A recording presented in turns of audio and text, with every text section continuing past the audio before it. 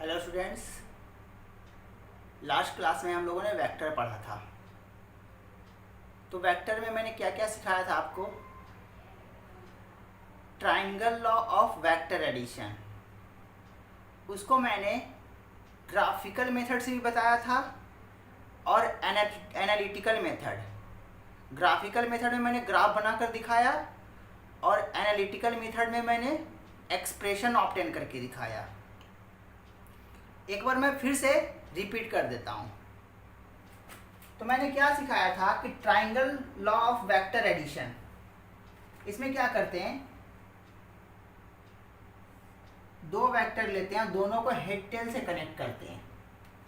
कर दिया। ऑर्डर में है, ऑर्डर में मतलब एक का हेड दूसरे के टेल के पास है।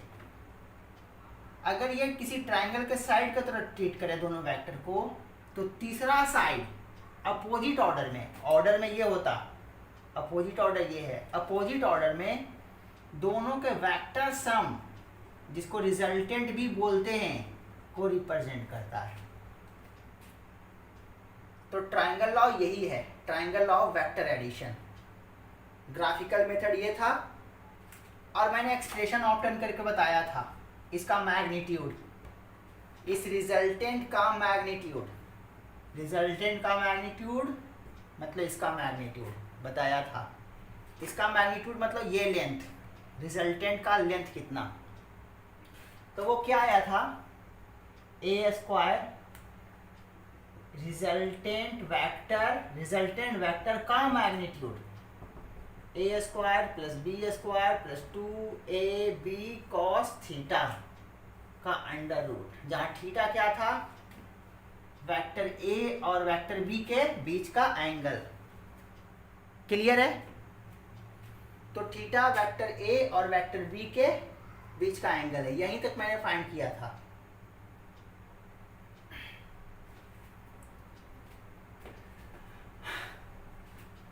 अब मैं आगे बढ़ाता हूं।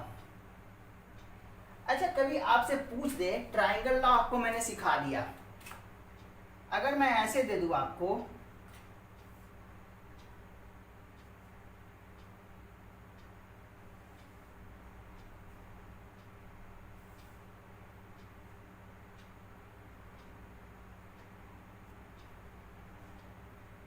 नाम दे दूं ए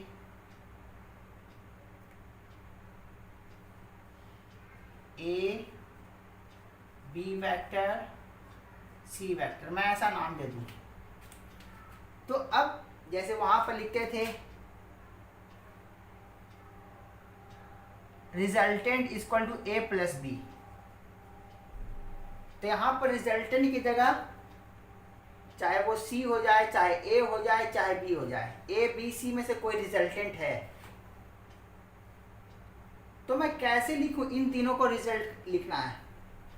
ये क्या C equal to A plus B होगा क्या, या नहीं होगा, तो क्या A plus C equal to B होगा क्या, या फिर B plus C equal to A होगा क्या, कौन सा रिजल्ट होने जा रहा है। ट्राइंगल लॉ को देखो और सोचो। मैं तो एक्सप्लेन करता हूं, तुम वीडियो पॉज करके सोचना। तो मैं एक्सप्लेन कर रहा हूं। अपने को ट्राइंगल में हेड टेल देखना होता है ना, तो हेड टेल कौन कौन कनेक्टेड है, ये दोनों देख लो, इसके हेड के पास इसका टेल है, ये दोनों ऑर्डर में है, ऑर्डर में है, तो पहले वाले का टेल और दूसरे वाले के हेड को मिलाते थे, और किधर मिलाते थे, अपोजिट ऑर्डर में। ये तो ऑर्डर ये होता, लेकिन ये अपोजिट ऑर्डर में है, तो ये दोनों वेक्टर मेरा है और उसका रिजल्टेंट ये है, यानी बी किसको रिप्रेजेंट कर रहा है, रिजल्टेंट को। तो मैं यहां से बोल सकता हूं C प्लस ए, C प्लस ए यही है, C प्लस ए, C प्लस ए, और C प्लस ए को मैं क्या बोल सकता हूं, B। तो ऐसे भी क्वेश्चन सिलेक्ट करने के लिए आते हैं, तो आपको ट्राइंगल लॉ बहुत अच्छे से जाना चाहिए। ग्राफ से भी ऐसे क्वेश्चन घुमा करके पूछ सकते हैं, तो ऐसे सोच लेंगे। अब मैं वापस आ जाता हूँ वहाँ।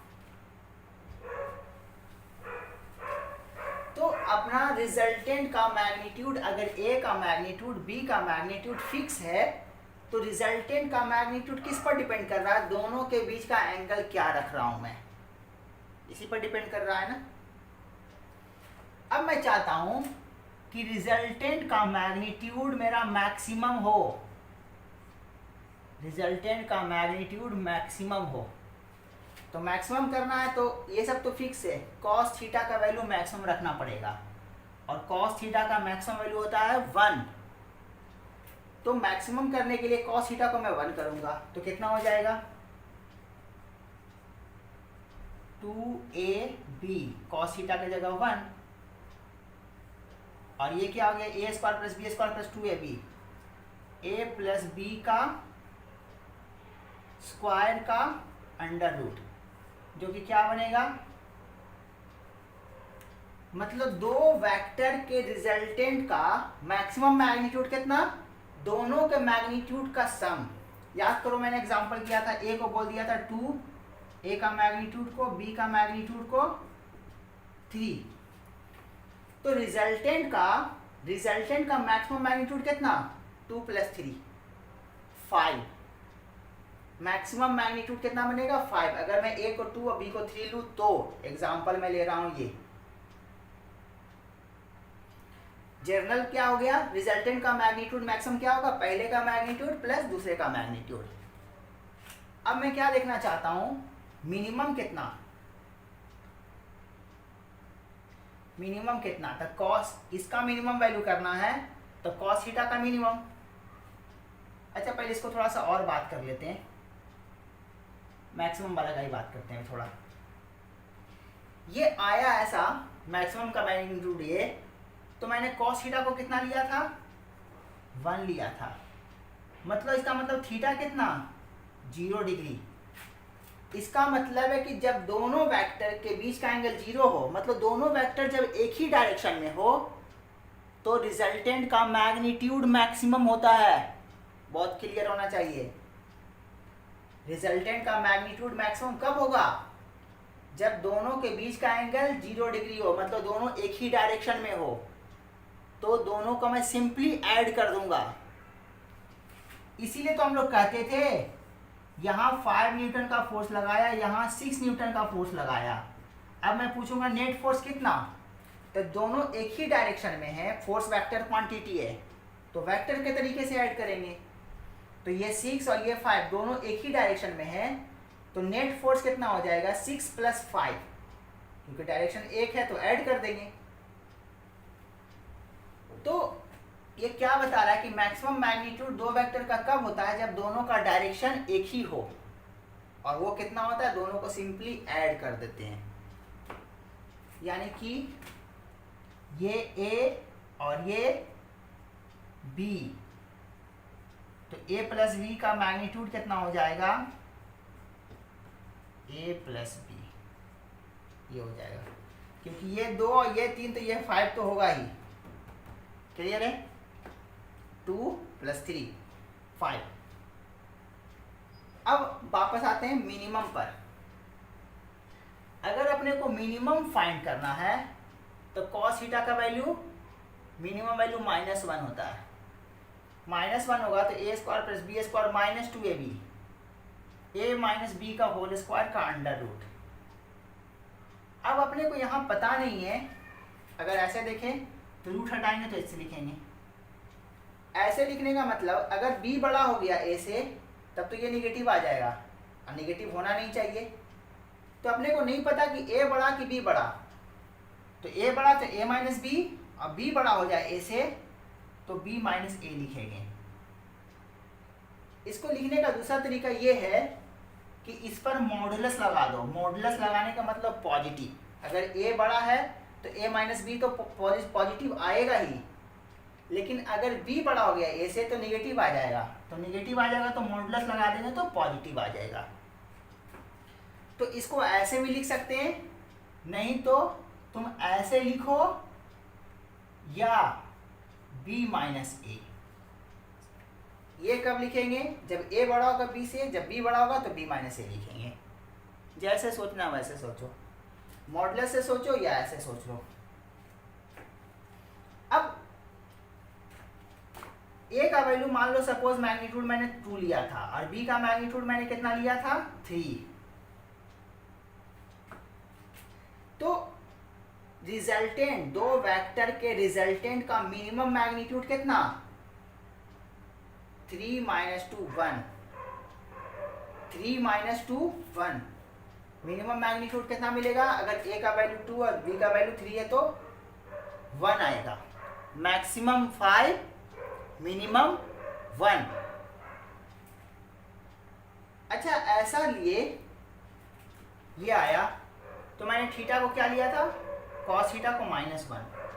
कॉस थीटा -1 इसका मतलब थीटा 180 डिग्री।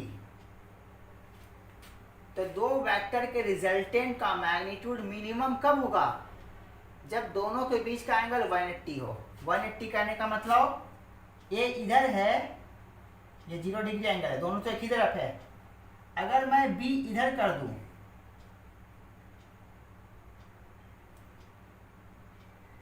तो देखो तो ए और बी के बीच का एंगल 180 डिग्री है। ऐसा करने से सपोज मेरा बी बड़ा है, बी बड़ा है, मैं एरो से दिखाने की कोशिश किया हूँ, बी को बड़ा एरो दिखाया हूँ और ए को छोटा एरो दिखाया हूँ मैं। तो बी का मैग्नीट्यूड यहाँ पर मैं बोल रहा हूँ बड़ा है। तो यहाँ से इस डायग्राम के अकॉर्डिंग ए प्लस बी का मैग्नीट्यूड कितना हो जाएगा? बी का मैग्नीट्यूड माइनस ए का मैग्नीट्यूड, यही होगा ना। तो सपोज ए का वैल्यू 2 था, बी का वैल्यू 3 था, तो रिजल्टेंट का मैक्सिमम मैग्नीट्यूड कितना आया था? 5, मिनिमम मैग्नीट्यूड कितना? 1, यही आया ना। अब मैं जनरल बात करूं,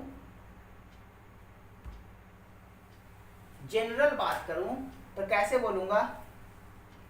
ए प्लस बी वेक्टर के रिजल्टेंट, रिजल्टेंट का मैग्नीट्यूड का कम से कम वैल्यू कितना? ए माइनस बी या बी माइनस ए। ठीक है, मैं यहाँ बी माइनस ए लिखा हूँ। जनरल लिखना तो तरीका ये है लिखने का, मॉडुलस लगा दो। मतलब कौन बड़ा है कौन छोटा है नहीं पता तो मॉडुलस लगा देते हैं। ये मॉडुलस और इस मॉडुलस में डिफरेंस है, ये और ये बिल्कुल डिफरेंट है। ये vector A plus vector B का रिजल्टेंट का मैग्नीट्यूड, और ये क्या? ए का मैग्नीट्यूड माइनस बी के मैग्नीट्यूड का डिफरेंस है। और दो मैग्नीट्यूड का डिफरेंस, क्योंकि नंबर लिख रहे हैं तो नंबर कभी भी निगेटिव नहीं होता। तो बी बड़ा हो गया ए से तो निगेटिव आ जाएगा। उसी निगेटिव को पॉजिटिव बनाने के लिए यहाँ मैंने मॉडुलस लिखा है। कंफ्यूजन अगर तुम्हें होता है तो मैं बी माइनस ए ही लिख देता हूँ, लेकिन ऐसे लिखना नहीं चाहिए। लिखना चाहिए ए माइनस बी का मॉडुलस, फिर भी मैं बी माइनस ए ही लिखता हूँ। मैं बोल दूंगा बी बड़ा ए से, तो कम से कम वैल्यू इतना होगा और ज़्यादा से ज़्यादा कितना? ए प्लस बी। इसका कम से कम इतना और ज़्यादा से ज़्यादा इतना। इसका वैल्यू इससे ज़्यादा भी हो सकता है, बराबर भी हो सकता है, या ये ज़्यादा हो सकता है इससे। ये इसके बराबर भी हो सकता है या ये इससे कम भी हो सकता है। मैथमेटिक्स में ये लिखने का तरीका है। इसका वैल्यू यहाँ से लेकर के यहाँ तक। अगर मैं इसी को क्वेश्चन मानूं कि क्वेश्चन अगर ऐसा दे दे, if vector A plus vector A का मैग्नीट्यूड 2, वेक्टर बी का मैग्नीट्यूड 3, ये क्वेश्चन है, then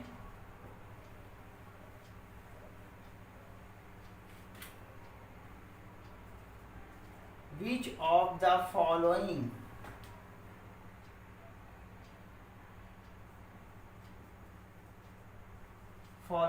is possible value for a plus B का मॉडुलस, ए प्लस बी का मैग्नीट्यूड, रिजल्टेंट का मैग्नीट्यूड। ऑप्शन कैसे है? -1, माइनस नहीं देता मैं क्योंकि निगेटिव तो वैल्यू होता ही नहीं, 0 1 2 3 4 5 6, 5 से ज़्यादा हो ही नहीं सकता, यहाँ तक मैं देता हूँ।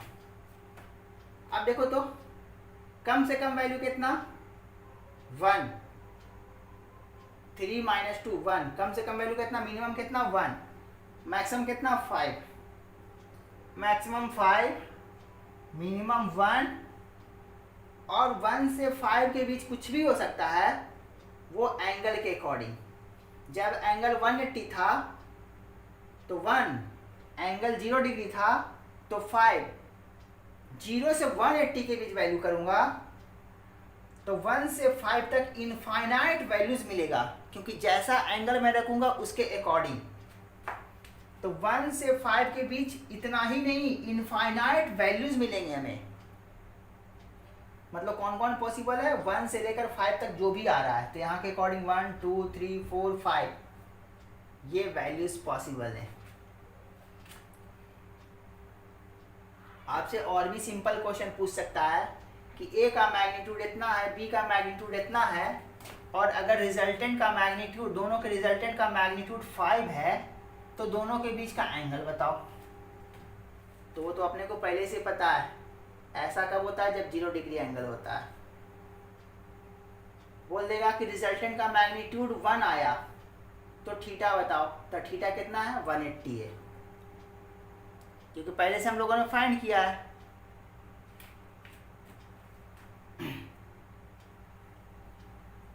अब यहां से बहुत सिंपल क्वेश्चन कैसे दे देगा, ये तो फिर भी अच्छा क्वेश्चन मैंने पूछा था। क्वेश्चन ऐसे दे देगा, ए का magnitude equal to 2 3, vector B का magnitude 5, then find magnitude of resultant of 2 vectors. इनके रिजल्टेंट का मैग्नीट्यूड मतलब ये फाइंड करना है। क्वेश्चन के अकॉर्डिंग यही पूछ रहा आपसे।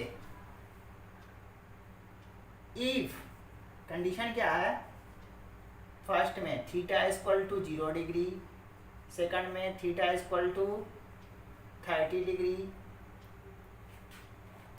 फोर्थ में theta equal to 60 degree, fifth में theta equal to 90 degree, sorry 1 2 3, ये 3 था, और ये फोर्थ। इन 4 डिफरेंट एंगल के लिए ए और बी का मैग्नीट्यूड पता है, तो रिजल्टेंट का मैग्नीट्यूड बताओ। तो तुम्हें तो फार्मूला आता ही है, A square plus B square plus 2ab cos theta. Theta का वैल्यू रखते जाओ, ए का वैल्यू पता है, बी का वैल्यू पता है, रिजल्टेंट का वैल्यू हम लोग फाइंड कर सकते हैं। एक मैं फाइंड करके दिखाता हूँ, इसके लिए 90 के लिए A square plus B square plus 2ab cos theta. A कितना 3 का स्क्वायर, बी कितना 5 का square plus 2 into A into B cos 90, cos 90 इसके लिए कर रहा था। cos 90 क्या हो जाएगा 0, ये तो 0 हो गया। 3 का स्क्वायर प्लस 5 का स्क्वायर, सॉरी एक काम करता हूँ, न्यूमेरिकल वैल्यू आसानी से मिले इसके लिए ए का मैग्नीट्यूड मैंने 3 दिया था, बी का मैग्नीट्यूड मैं क्वेश्चन के अकॉर्डिंग, क्वेश्चन को मैं चेंज कर रहा हूँ, बी का मैग्नीट्यूड शायद 5 दिया था, मैं इसको 4 करता हूँ। बी का मैग्नीट्यूड मैं 5 ना लेके 4 लेता हूँ, तो कितना हो जाएगा यहाँ 4। अब जो मेरा यहाँ रिजल्ट होगा 3 का स्क्वायर 9 और 4 का स्क्वायर 16, ये कितना हो गया 25, 25 का √5। वैल्यू इजी मिले इसीलिए मैंने ऐसा मैग्नीट्यूड लिया था 4। तो 90 डिग्री के एंगल पर रिजल्टेंट का मैग्नीट्यूड 5। इस तरह से सारे एंगल के लिए देख लेंगे हम लोग।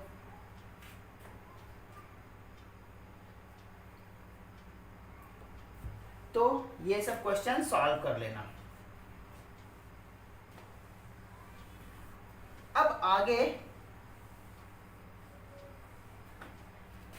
रिजल्टेंट का मैग्नीट्यूड कितना लिख रहा हूं, दो वेक्टर के रिजल्टेंट का magnitude A square plus B square plus 2ab cos theta, यही लिख रहा हूं रिजल्टेंट का मैग्नीट्यूड। अगर थीटा 90 डिग्री हो,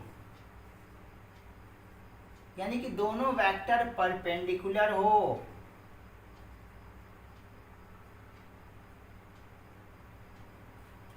तो रिजल्टेंट का मैग्नीट्यूड cos 90 क्या हो जाएगा, 0। cos 90 0, cos 90 0 करेंगे तो यह पूरा का पूरा 0, तो सिर्फ क्या बच जाएगा, ए स्क्वायर प्लस बी स्क्वायर का अंडर रूट।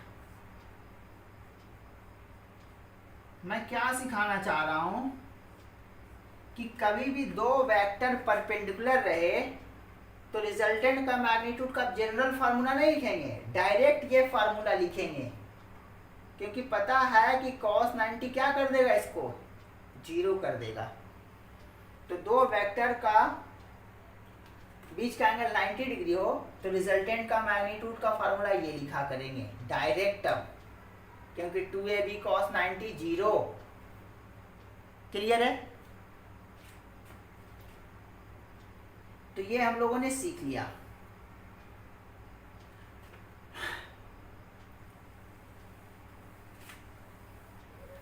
अगर फिर से मैं फार्मूला लिख रहा हूं रिजल्टेंट का मैग्नीट्यूड, दो वेक्टर के रिजल्टेंट का magnitude A square plus B square plus 2ab cos theta का अंडर रूट। अगर मान लो ए का मैग्नीट्यूड और बी का मैग्नीट्यूड सेम हो, तो मैं सिंपल तरीके से इसको कैसे एक्सप्रेस करूं रिजल्ट की तरह, ध्यान रखेंगे। अगर मैं कहूं इफ ए का मैग्नीट्यूड इक्वल टू बी का मैग्नीट्यूड इक्वल टू ए मान लेता हूं, लेट ए का मैग्नीट्यूड भी ए, बी का मैग्नीट्यूड भी ए, तो रिजल्टेंट वेक्टर का मैग्नीट्यूड कितना लिखूंगा मैं, A square plus B sorry A square plus 2a square cos theta, 2a square common कर लेता हूँ, 2a स्क्वायर अंदर में ही कॉमन कर लेता हूँ, 1 plus cos theta under root. इसको बाहर करूंगा, 2a स्क्वायर था, 2a स्क्वायर,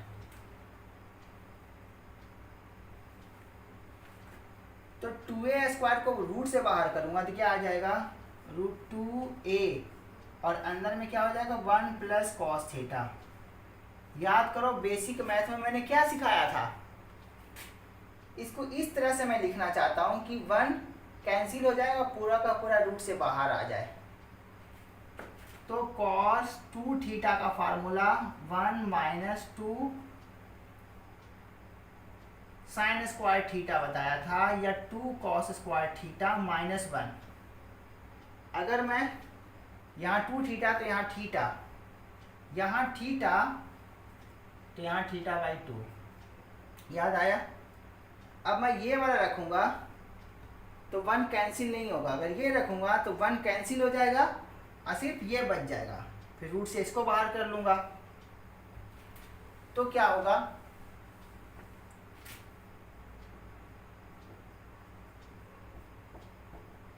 रूट 2a और इसके अंदर क्या था 1 प्लस cos थीटा की जगह लिखूंगा 2 cos square theta by 2 minus 1 से 1 कैंसिल, इसको मैं रूट से बाहर करूंगा तो root 2 cos theta by 2, root 2 और root 2a cos theta by 2।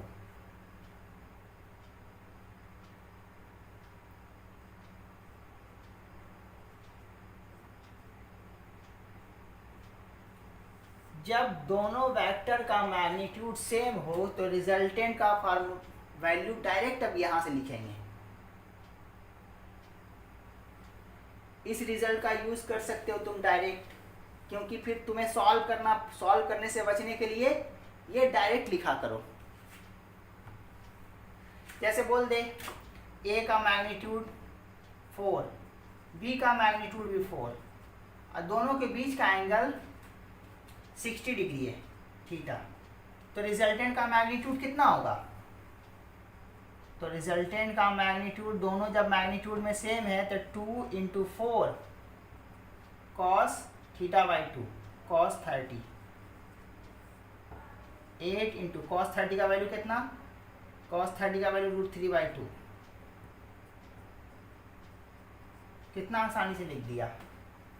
नहीं तो तुम फार्मूला लिखते 4 का स्क्वायर प्लस 4 का square plus 2 into 4 into 4 into cos 60, finally solve करके यही आता। तो ये तरीका है दो वेक्टर के रिजल्टेंट का मैग्नीट्यूड फाइंड करने का। क्लियर हो गया बात? तो मैंने क्या सिखाया कि दो वेक्टर का रिजल्टेंट का मैग्नीट्यूड कैसे फाइंड करते हैं। अब मैं फिर से एक्सप्लेन कर रहा हूं। अगर कोई वेक्टर है तो उसके पास मैग्नीट्यूड है और डायरेक्शन है। अगर मैंने बोल दिया कि रिजल्टेंट वेक्टर बताओ, ए और बी का रिजल्टेंट वेक्टर, तो ए का और बी का रिजल्टेंट वेक्टर ये बना। रिजल्टेंट वेक्टर भी एक वेक्टर है। अब वेक्टर है तो इसके पास मैग्नीट्यूड भी होगा और डायरेक्शन भी होगा। मैग्नीट्यूड निकालना तो मैंने फार्मूला सिखा दिया, डायरेक्शन निकालना अभी मैंने नहीं सिखाया। तो अब मैं तुम्हें क्या सिखाने जा रहा हूं? डायरेक्शन निकालना। क्योंकि तुम्हें पूछेगा रिजल्टेंट बताओ, मतलब मैग्नीट्यूड भी बताना पड़ेगा, डायरेक्शन भी बताना पड़ेगा। कोई वेक्टर पूछे कि ये वेक्टर बताओ, तो वेक्टर का मैग्नीट्यूड भी बताना पड़ता है, वेक्टर का डायरेक्शन भी बताना पड़ता है। मैग्नीट्यूड तो मैंने सिखा दिया कैसे फाइंड करते हैं दो वेक्टर का। अब डायरेक्शन मैं सिखा रहा हूं तुम्हें। तो डायरेक्शन कैसे सिखाऊंगा? जैसे एनालिटिकल मेथड से मैंने मैग्नीट्यूड फाइंड करके दिखाया था, वही वाला मैं सिचुएशन क्रिएट करता हूं। ये ए वेक्टर था, ये बी वेक्टर था, ये रिजल्टेंट वेक्टर था जो ए प्लस बी होता है। दोनों वेक्टर के बीच का एंगल यही था। मैंने यहां से एक परपेंडिकुलर ड्रॉ किया था, सही है। इसको मैंने बोला था b cos थीटा और इसको बोला था b sin थीटा। क्लियर है?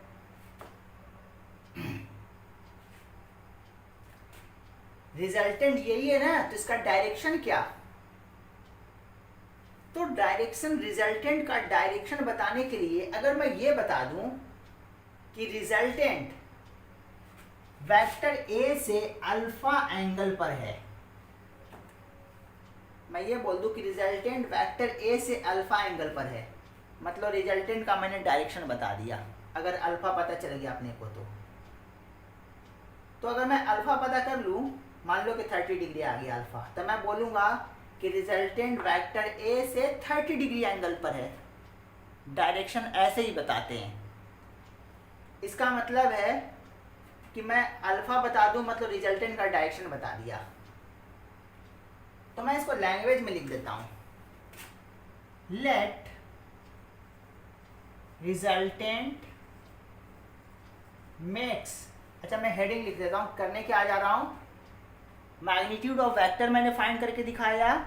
अभी मैं क्या फाइंड करने जा रहा हूं? Direction of resultant. Direction of resultant vector. तब मैंने मैग्नीट्यूड ऑफ रिजल्टेंट वेक्टर बताया था, अभी डायरेक्शन बताने जा रहा हूं। Let resultant makes an angle alpha, किसके साथ? With vector A. तो बहुत ही आसानी से यहाँ से देखो, tan अल्फा इस राइट एंगल ट्राइंगल के लिए tan अल्फा क्या हो जाएगा, इस एंगल के लिए ये परपेंडिकुलर और ये base, tan alpha equal to perpendicular upon base. Perpendicular कितना, b sine theta upon base कितना, लेंथ लिखना आपने को।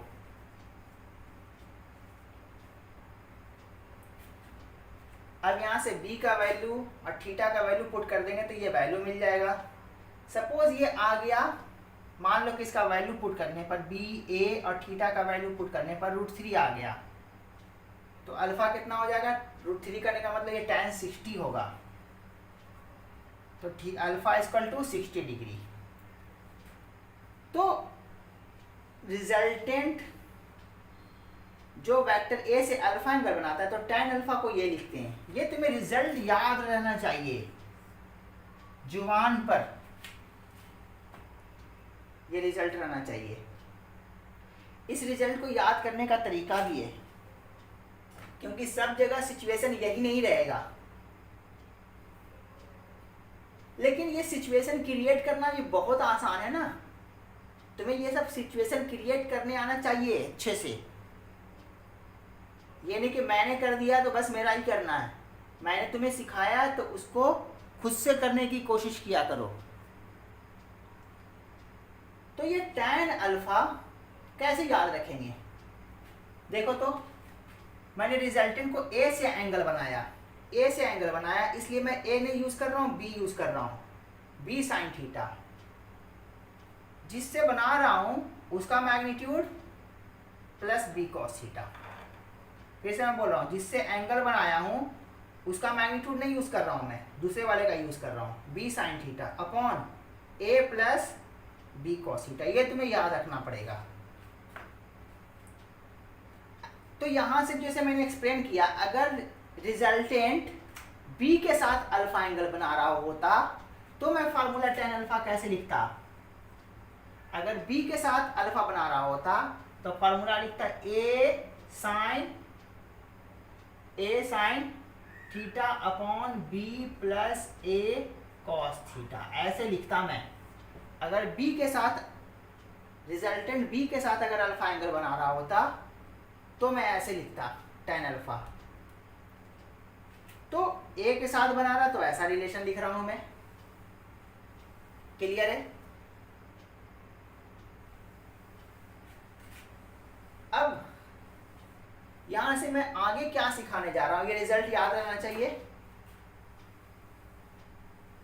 अब मैं यहां से भी जैसे a और b का मैग्नीट्यूड सेम था तो मैंने रिजल्ट कैसे बोला था, 2a cos theta by 2 resultant का मैग्नीट्यूड डायरेक्ट कर लिख दिया था।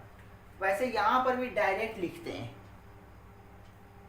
तो मैं चेक करना चाहता हूं कि अल्फा कितना होगा जब a और b का मैग्नीट्यूड सेम है। तो मैं यहाँ आगे बढ़ाता हूं, इफ वेक्टर a का magnitude equal to vector b का मैग्नीट्यूड सेम है दोनों, और उसको मान लेता हूं मैं a, मान लिया लेट।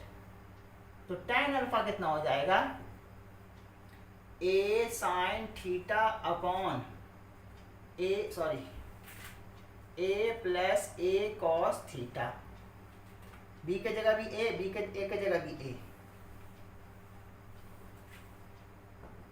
a साइन थीटा, यहां से a कॉमन कर लेता हूं, 1 plus cos theta. Sine theta को मैं देखो तो फार्मूला लिखता था 2 sine theta by 2 into cos theta by 2, ये सिखाया था। और मैं इसको इस तरह से लिखना चाहता हूं कॉस को कि 1 कैंसिल हो जाए। तो कैसे लिखूंगा, 2 कॉस स्क्वायर थीटा बाई 2 अभी लिखा था -1।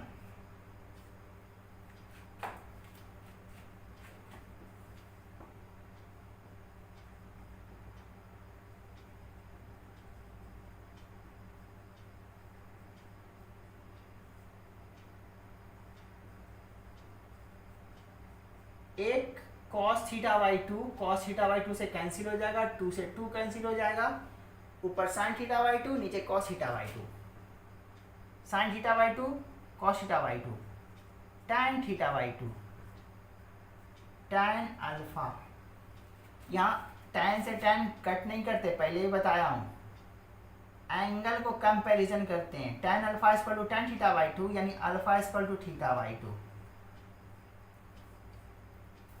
इसका क्या सिग्निफिकेंस है तुम्हें समझ में नहीं आ रहा होगा, जब मैं एक्सप्लेन करूंगा तब पता चलेगा।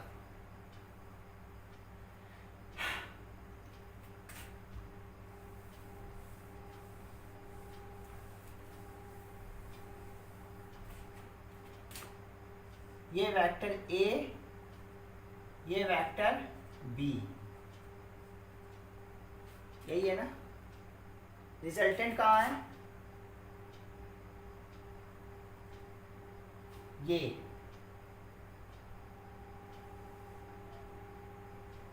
ए बी के बीच का एंगल थीटा था, तो रिजल्टेंट ए के साथ कितना एंगल बनाया। अगर ए यहाँ पर ए का मैग्नीट्यूड और बी का मैग्नीट्यूड सेम है, तो रिजल्टेंट ए के साथ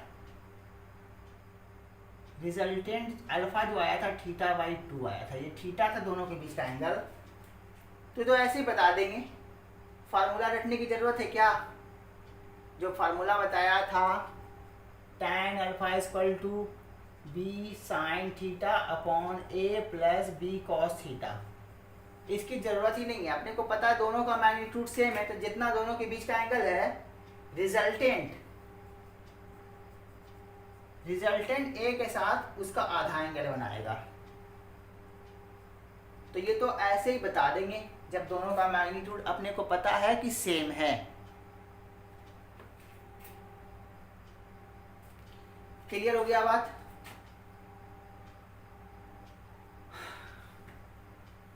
तो मैंने क्या सिखाया अब तक, मैंने क्या सिखाया वेक्टर में, दो वेक्टर को ऐड कैसे करते हैं, ट्राइंगल लॉ से।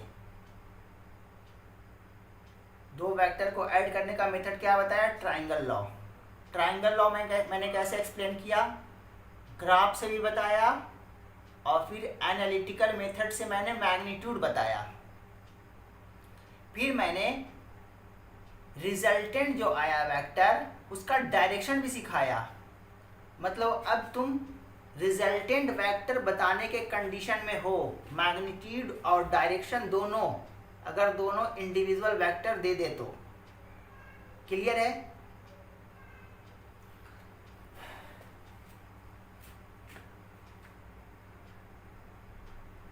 तो मैं सिंपल सा अब तुम्हें कुछ होमवर्क देता हूं, ताकि तुम रिजल्टेंट वेक्टर बताओ, वो सॉल्व करके आना अगले क्लास में।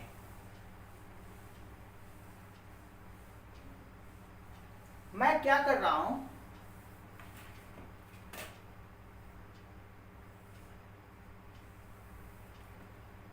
इस तरह से दे रहा हूं। सपोज को मैं ऐसे देता हूं, एक वेक्टर ये देता हूं, एक वेक्टर ये देता हूं। तो इन दोनों को तुम ग्राफ से कैसे जोड़ोगे, हेड टेल करके। तो इसको हेड के पास, इसके टेल को इसके हेड के पास लाएंगे, ऐसे ही लाएंगे, ऐसे ही लाएंगे ना, इस तरह से लाएंगे। और फिर रिजल्टेंट क्या होगा मेरा, अपोजिट ऑर्डर में ये रिजल्टेंट बनेगा। सपोज मैंने इसको ईस्ट दिया, तो इसका मैग्नीट्यूड और डायरेक्शन मैंने बता दिया। अगर ये एंगल दिया हूं, तो इसको भी मैग्नीट्यूड और डायरेक्शन बता सकता हूं। और अगर तुम इस वेक्टर से कितना एंगल पर रिजल्टेंट है वो पता कर लिए, तो रिजल्टेंट का मैग्नीट्यूड और डायरेक्शन पता कर लिए। मान लो ये 30 डिग्री तुम लाए और इसका मैग्नीट्यूड 5 आया, तो रिजल्टेंट का मैग्नीट्यूड तुम कैसे रिजल्टेंट वेक्टर कैसे बोलोगे, रिजल्टेंट वेक्टर मैग्नीट्यूड नहीं, रिजल्टेंट का मैग्नीट्यूड कितना, 5। और अगर ये ईस्ट और ये नॉर्थ है, वेस्ट और साउथ है, तो इसको बताने का तरीका क्या सिखाया था मैंने, direction due 30 degree north of east. तो मैं क्या करूंगा, दोनों वेक्टर को मैं लैंग्वेज में लिख रहा हूं, ताकि तुम इसको ईस्ट वेस्ट के अलोंग दोनों वेक्टर को कैसे दिखाना वो रिप्रेजेंट करो, और फिर रिजल्टेंट का मैग्नीट्यूड फाइंड करो, रिजल्टेंट का डायरेक्शन फाइंड करो, और उसके बेसिस पर तुम रिजल्टेंट लिखो। तो मैं क्वेश्चन कैसे दे रहा हूं, ऐसे दे रहा हूं,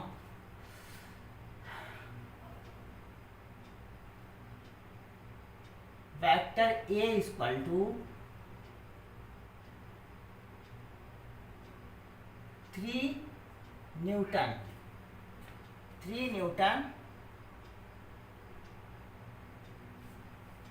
और किधर ड्यू ईस्ट, ये मैं दे रहा हूं। Vector B equal to 4 newton due 60 degree north of east, यही होगा ना। तो ए तो यही हो गया, और बी किधर है मेरा, 60 डिग्री पर है, ये मेरा बी वेक्टर हो गया, यही हो गया ना। तो दोनों के बीच का एंगल तो तुम्हें पता है कितना, 60 डिग्री। तो रिजल्टेंट का मैग्नीट्यूड भी फाइंड कर लोगे। डायरेक्शन फाइंड करने के लिए दोनों का मैग्नीट्यूड सेम नहीं है, तो फार्मूला यूज करोगे, tan अल्फा इक्वल टू जो भी आए, मान लो स्टैंडर्ड वैल्यू नहीं आया, मान लो ऐसा आ गया 4, tan अल्फा इक्वल टू 4, तो alpha equal to tan inverse 4, ऐसे लिख देंगे। और डायग्राम से भी दिखा देंगे। डायग्राम दिखाने का तरीका ट्राइंगल लॉ से, इसको मैं बी वाले को मैं यहाँ शिफ्ट कर दूंगा और मैं ट्राइंगल से दिखा दूंगा कि ये मेरा रिजल्टेंट है। ये तो 60 डिग्री था, ये अल्फा फाइंड कर लूंगा, अल्फा का मैग्नीट्यूड भी बता दूंगा, डायरेक्शन भी बता दूंगा, इस तरह से मैं लिख लूंगा जो भी आएगा। तो एक क्वेश्चन ये मैंने दिया। अब मैं और क्वेश्चन देता हूं, अगले क्लास में फिर इसको मैं सॉल्व कर दूंगा। एक क्वेश्चन तो क्या फाइंड करना आपने को, फाइंड ए प्लस बी। फिर से मैं दे रहा हूं, इफ ए इक्वल टू फिर से 3 न्यूटन ड्यू ईस्ट और vector B equal to 4 newton due north, find A plus B. इसको वैल्यू भी फाइंड करना और ग्राफ से दिखाना भी रिजल्टेंट किधर हो रहा है, मैग्नीट्यूड नहीं, मैग्नीट्यूड और डायरेक्शन दोनों। 2 question. Third question, if A equal to, change करता हूं मैंने यहाँ, vector F1 equal to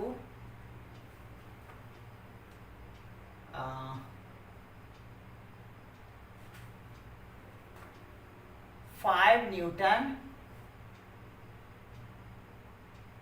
direction कैसे दे रहा हूं, ड्यू 20 डिग्री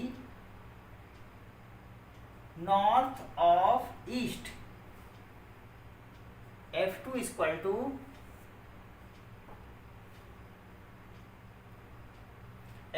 क्या, 12 Newton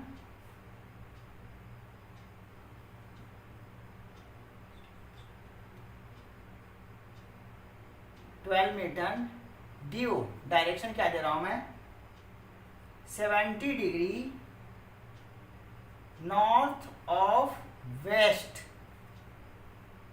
find F1 plus F2, मतलब मैग्नीट्यूड और डायरेक्शन। 3 क्वेश्चन मैंने दिया है, इसको सॉल्व करना अगले क्लास में। मैग्नीट्यूड और डायरेक्शन मैंने दोनों सिखाया है, एनालिटिकल भी फाइंड करना और ग्राफ से रिप्रेजेंट भी करना उसको तुम। नेक्स्ट क्लास में बात करेंगे।